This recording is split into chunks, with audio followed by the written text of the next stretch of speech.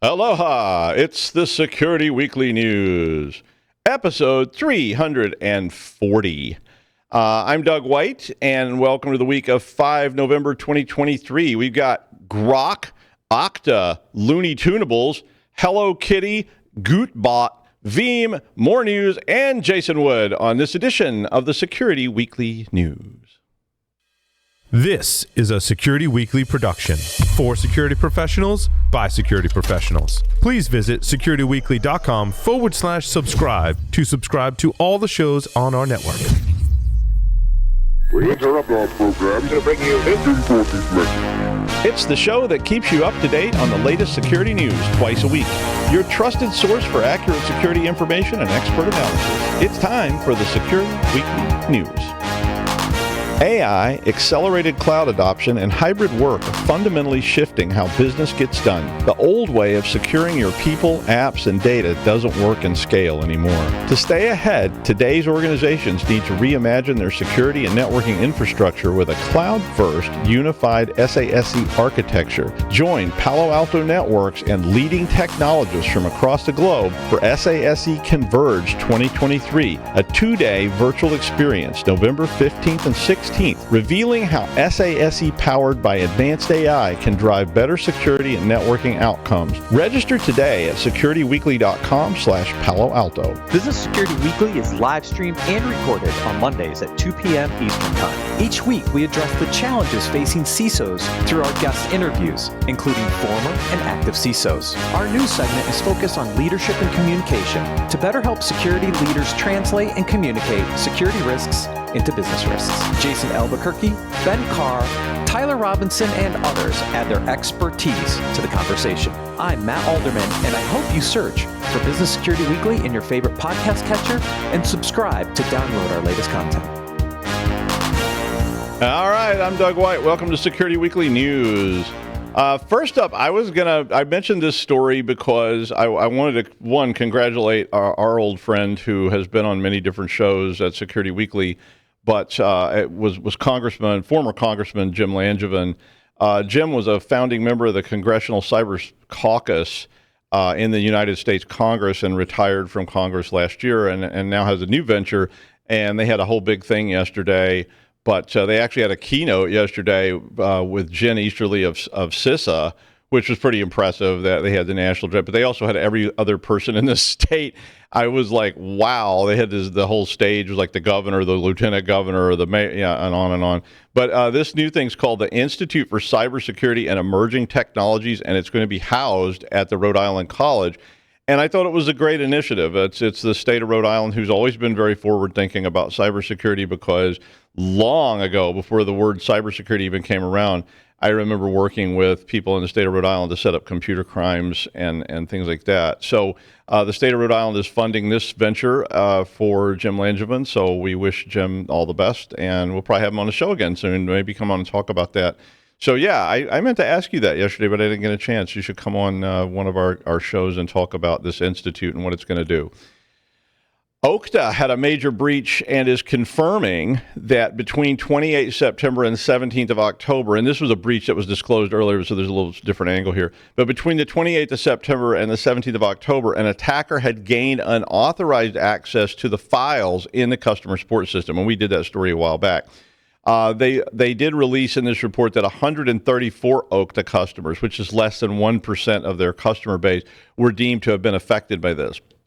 Okta went on to say that some of the files that were compromised contained session tokens that would be used to hijack sessions of legitimate users, and the attacker went on and did that with at least 5 of their customers. So if you got one of these notifications, it's definitely, you need to break sessions and renew them and patch and all those things that they recommended. Okta went on to say that the reason for this, the breach, was that a service account at Okta had been granted permissions to view and update customer support cases, and, quote, during our investigation into suspicious use of this account, Okta Security identified that an employee had signed into their personal Google profile on the Chrome browser of an Okta-managed laptop, and that the username and password of the service account was saved into the employee's personal Google account. And I guess that got compromised. So that must be why they keep telling me not to log into all my gambling accounts from the company machine, because, we used to bust people for that all the time. So if you're not monitoring that kind of thing, you probably should be. Okta also had an attack in September then where IT service desk personnel were being targeted to try and get them to reset multi-factor authentication for some privileged users. So this is probably just a phishing type attack. But Okta has not really shared any information on that attacker. They didn't share any information in the previous one about the attacker or what the goal of the attack was. But Okta had been heavily targeted last year by Octopus, which is a well-known financially motivated group. So, this could be a continuation of those attacks, or it could be something new and different. But if you do have Okta sessions open, you may want to reset them. And if you are a company thinking about how do we keep employees under control, you may have to lock down those desktops a little further. I know we used to deep freeze them so that people couldn't install Chrome or whatever we didn't want them to do. And we blocked all those kind of sites to try to prevent, people from going to Poker Stars while they were at work. But, if Google Chrome is a problem, then that's another issue. Looney Tunables is a privilege escalation vulnerability in the new C library, and it has been exploited now actively in cloud attacks by a threat group known for using Kensing malware and cryptojacking. So Looney Tunables is the name given to this, and it affects major Linux distros, including Debian, Gentoo, Red Hat, and Ubuntu. Although that would be obvious. If it affects Debian, it would probably affect Ubuntu. The vulnerability it probably affects a lot of other distros too, to be honest, if it's in new C. But the vulnerability can allow a local attacker to execute arbitrary code with elevated privileges. So this is, of course, doomsday scenario. Cloud security firm Aqua Security said that the group behind Kensing malware, which is also called Money Libra by them, has exploited the vulnerability in a recent attack. And Kensing Group is known for deploying Linux malware in container environments with the goal being the delivery of crypto miners. So people that have set up these big container environments with a lot of horsepower, they sneak their crypto miner bots in there. The attacker poses a threat to Kubernetes, Docker, Jenkins, Redis, and most recently was targeting OpenFire servers. Looney Tunables can be exploited to gain root access to any of these environments. There are links in this article to indicators of compromise, MITRE attack mapping, and recommendations for preventing and detecting these types of attacks. So if you are supporting Linux platforms that are outward facing or have large user bases, you may want to at least look into, is my distro affected? Are there patches available? And if not, what do I need to do to mitigate this stuff before somebody tries to come exploit and install cryptojacking bots on your network? Bootloader, that's been around a while. Yeah, I mean, it's been a long time ago. I remember first hearing about Bootloader, but they've developed a new variant for their command and control server, which is called Gootbot. And Gootbot's been observed in campaigns which leverage SEO poison searches for contracts, legal forms, and other business documents. So this is the most recent campaign under this SEO poisoning attack. If you aren't familiar, SEO poisoning basically is where, through some mechanism, we get our links pushed to the top of search replies. And there's all kinds of different methods for doing this. But that means when you search for how to write an employment contract, the very first line in the search, which is what most people click on, is a poisoned link that takes you somewhere you don't want to be. So just if you're just searching for a TPS form template, you better be cautious, because we all do that at some point in time, right? We go online and say, I need to write a will, I need to write an employment contract, I need to write a landscaping contract, and you search for it, and then you click on a link which downloads a template, and a lot of those templates, of course, can run scripts and other kind of things. Well, IBM X-Force said in a blog post that Gootbot directs victims to the compromised sites designed to look like a legitimate forum, but it basically then tricks the user into downloading an initial payload as an archive file. So you think it's, this template for whatever you wanted, but it's actually an archive file that contains a payload. And X-Force said that after the infection, large amounts of Gootbot implants are disseminated throughout corporate environments, each of which contains a different hard-coded command and control server. Can you say locutus of Borg, kids? Yeah. I love it when they say implants. But basically what they're doing is they put all their bots out, and they all have different command and control IPs. So that means when you're looking at your network, you're not seeing some massive sudden hit on a single IP. It's just scattered all over the place. So they're trying to disseminate all this stuff. Well, the Gootbot implants have 0 AV detections on VirusTotal, which means it's pretty easy for this thing to spread, and it's also difficult to detect. The Bootloader group has been active since 2014. I knew it was a long time ago, and I figured I had it in here somewhere. But they have been around a long time, and they're pretty clever usually. So how do you stop this kind of stuff from happening? You might have to block downloading things. This is tricky because when employees come to you, I mean, I've done this before, set this up before, when then employees start calling a help desk and saying, I need to download a calendar template, and I can't because it's blocked, then you have to go in and manually allow all these specific things. So, we used to download them into sandboxes, look at them, and then decide whether we'd give them to the person that requested a download. And that's time consuming and resource intensive. HelloKitty is a ransomware gang with a cool name that quickly exploited a critical remote code execution vulnerability in Apache ActiveMQ message broker. Apache disclosed this vulnerability and released a patched version of ActiveMQ on the 25th of October. Rapid7 said they began identifying suspected exploitation of the vulnerability 2 days after this was, of course, patched. So that's what usually happens. Somebody releases knowledge of the vulnerability, somebody quickly develops an exploit for it, and then starts hitting it, which, they get people that haven't patched. So if you aren't familiar with this, ActiveMQ is a multi-protocol open-source Java-based message broker which facilitates communications between clients and servers. The vulnerability was rated a severity of 10 CVSS, and it can allow remote attackers with network access to message broker to execute arbitrary shell commands. Yeah, that's about the worst. That's as far as it gets, right? Rapid7 attributed the attacks to a group called HelloKitty that was based on the ransom note and other fingerprints that they left on this attack. The vulnerability was added to the known exploited vulnerability or KEV list catalog on the 2nd of November by CISA, which means that if you are subject to the CISA rules, you will need to remediate by the 23rd of November. Rapid7 said to patch it, obviously, but there's also a list of indicators of compromise in their post. So if you are running Apache MQ, you may want to see if you have already been compromised before you patch even. The source code for HelloKitty's ransomware was leaked last month, so it is possible that it wasn't HelloKitty, that it was just someone using their ransomware toolkit, but nevertheless, they attributed it to HelloKitty, so there you go. Veeam released security updates to address 4 flaws in the One IT monitoring and analytics suite, with 2 of those flaws that they reported being rated critical.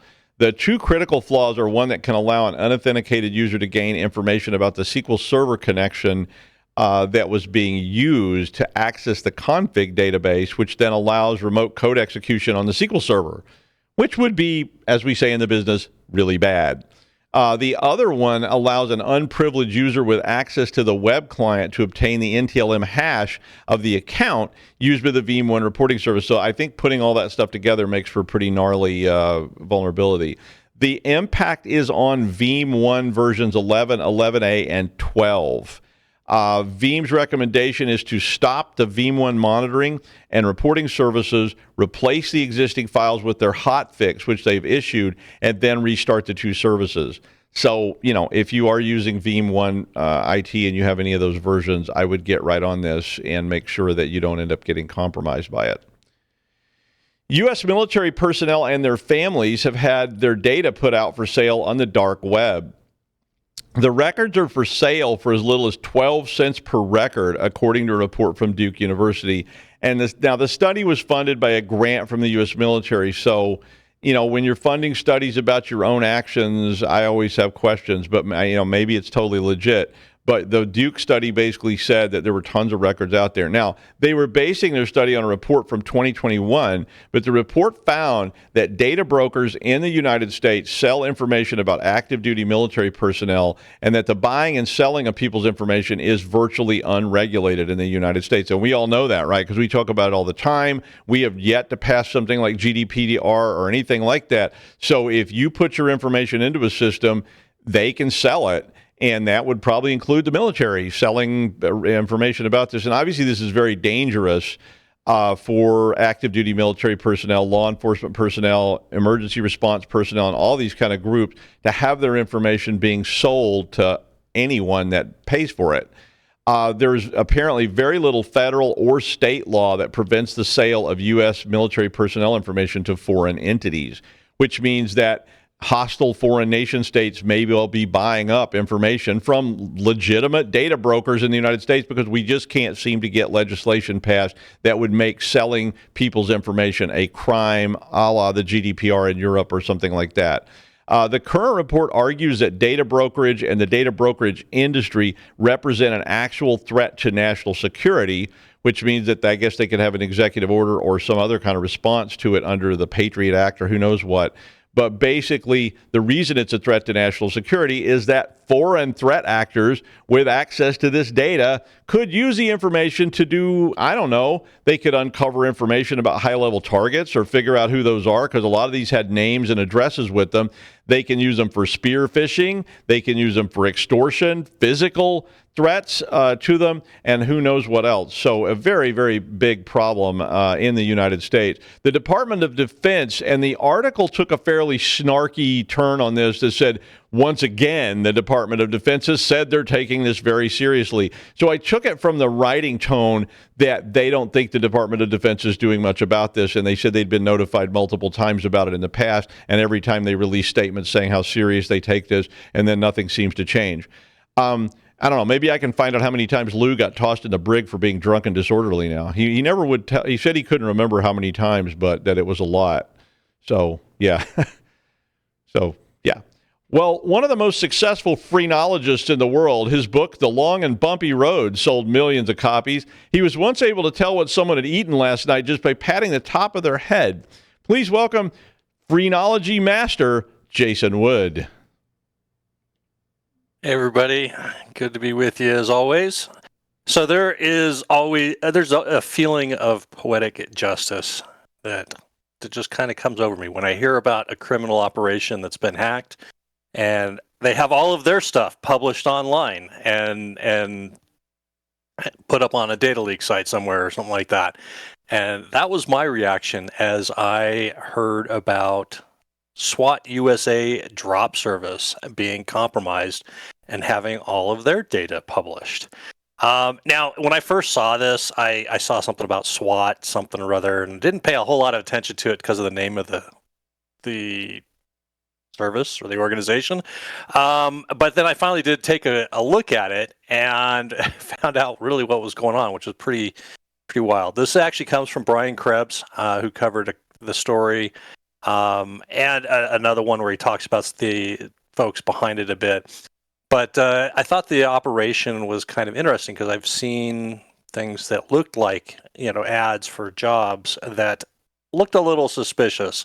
And that kind of fits in with this pretty well. So basically, SWAT USA Drop Service, which I'll just call SWAT, is a Russian-based organization which facilitates the shipping of goods that have been purchased with stolen credit cards, and they get sent to a person who they call a drop, who inspects the goods and then puts another shipping label on it and sends it off to a final destination, usually in some kind of embargoed area where the person who is buying the goods can't get it shipped there from the service provider.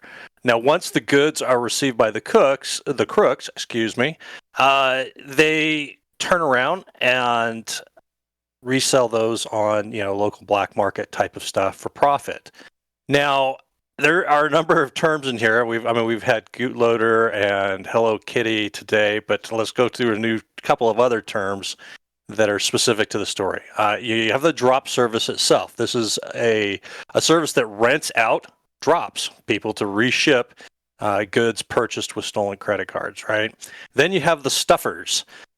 These are the folks who actually have the stolen credit cards. They'll purchase them and then go out and make purchases online, have the shipment sent to the drop, and then the drop sends it on to them. And then you have the drops themselves. These folks are, may or may not know what's going on here, or that they're doing something that is a little dodgy, but they get recruited with the promises of steady income for easy stay-at-home kind of jobs. And like I said, I've seen ads for stuff like secret shoppers or whatever that starts to sound a little something like this. Now, the reshipping service, SWAT in this case, will put out ads on various sites to recruit people for the jobs, and they build up this database for the stuffers to then turn around and use to receive the stolen goods. And the drop service takes up to 50% of the transaction. The what the stolen good is eventually sold for. And the stuffers are responsible for selling that. And the money sounds like this could be pretty good. Based on an example Krebs gave, a stuffer, let's say, buys a stolen credit card for $10. They use that, manage to purchase something that's maybe, for $1,100. They send it out to the drop that they picked up from the shipping service. They give them $100 or they have to get them a shipping label rather. And that costs them about $100. So that takes $100 of profit out of it. They give half of the transaction to the drop service, about $550 or so, let's say in this case, and then they get it. They turn around, they sell it for $1,400, and they've turned $10 into $700 in a little bit of time. So not bad, 70x profit there.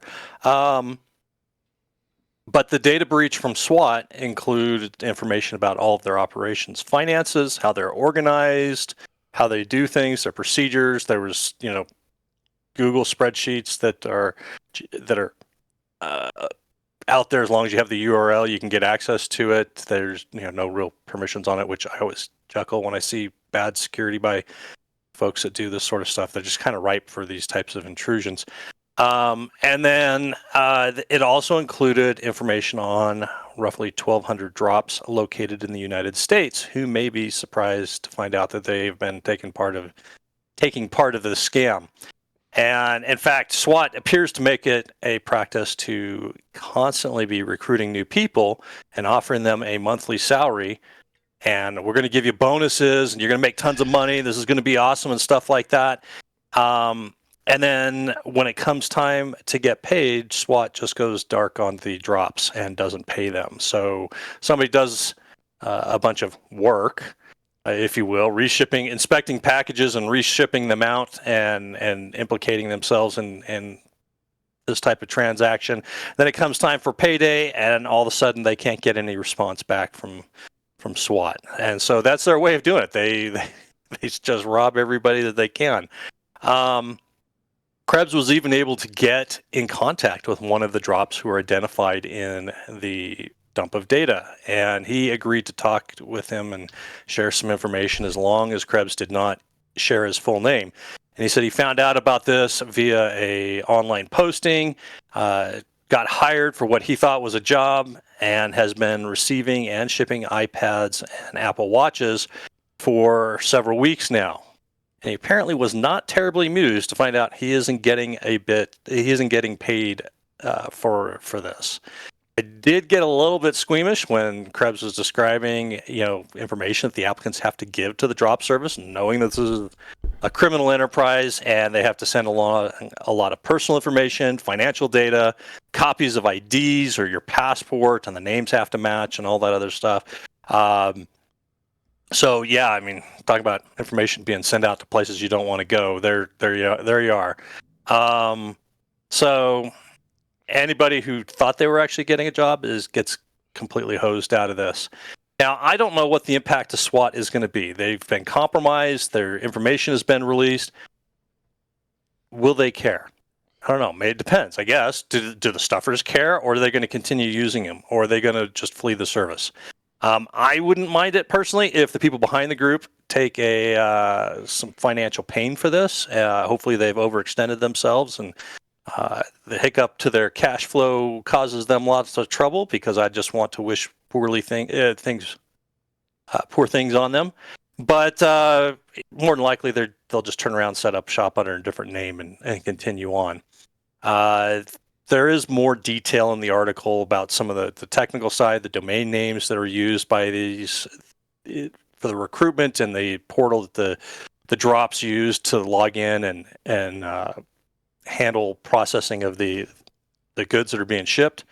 I do have some sympathy for the folks who are being tricked into this, thinking that they've got a job with this type of service. Just because if nothing else, I had somebody contact me one time because they had questions about a job that they had just been offered. Things are tight for them. The money looks really good. They're super excited because this is going to make a big difference in their, day-to-day life here as far as the money they're going to get. And then they go on down the path, and then they start getting a little suspicious. Wait, this feels weird. The money is too good. And so they contact me, and I go poking around at it, and I had to confirm that terrible sinking feeling they had that you've been scammed and this big paycheck isn't happening.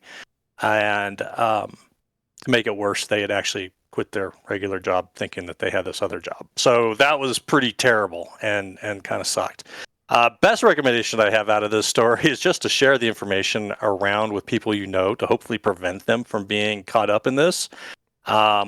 I can see how a drop services pitch would be attractive to somebody who's having some financial difficulties. You're up against the wall. Here's something easy. You can do part-time, whatever it is. The money's good. And so they are willing to overlook the idea that, seems kind of weird and maybe this seems a little too good to be true, but their backs are up against the wall. So they ignore that stuff. That's,